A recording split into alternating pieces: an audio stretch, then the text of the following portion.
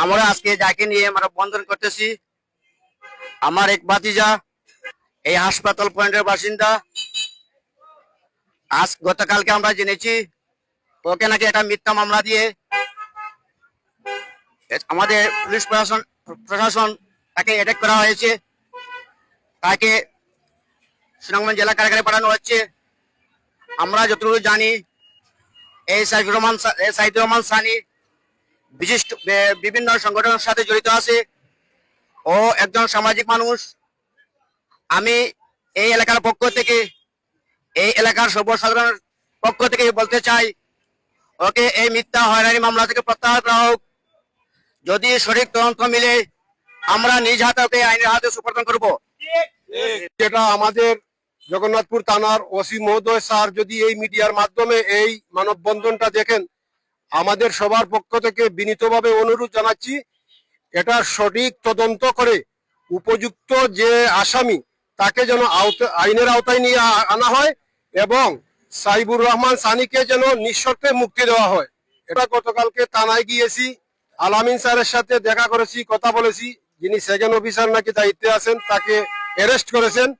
উনি বলছেন যে আমরা এখনো সঠিক তদন্ত করে তাকে সাইবুর রহমান সানির পক্ষে কোনো স্থায়ী কোনো ডকুমেন্ট পাইনি। আমরা সন্দেহমূলক ভাবে তাকে আমরা হেফাজতে নিয়েছি। উপজেলা রক্তদান সংস্থার সম্মানিত রক্ত বিষয়ক সম্পাদক, উনাকে মিথ্যা মামলায় গতকাল গ্রেফতার করা হয়েছে।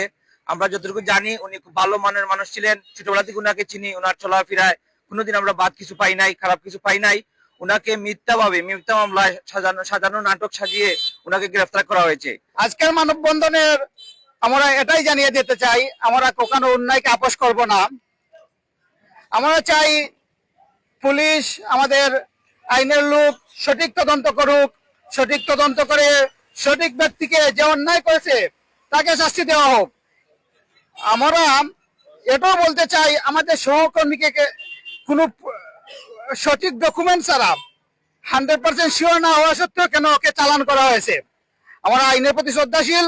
আমরা আইনের প্রতি শ্রদ্ধা রেখে এটাই বলতে চাই, ওকে নিঃশর্ত মুক্তি দেওয়া হোক। তারপর তদন্ত করে যদি 100% কোনো ডকুমেন্ট মিলে ওর পক্ষে, তাহলে আমাদেরকে বলবেন, আমরা তাকে ধরিয়ে দেব।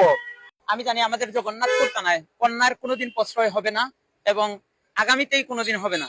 ন্যায়ের পথে আমাদের জগন্নাথপুর থানা আমি দেখে আসছি সবসময়। আশা করি এই সাইফুর রহমান সানি, ও আমাদের সাথে ছোটবেলা থেকে চলাফেরা করে। ও যেদিন এই ঘটনা ঘটে এই দিনে হসপিটালের ভিতরে সবার সাথে ছিল, সবার সাথে থাকা সত্ত্বেও ও রাতে গিয়ে ঘুমাইছে।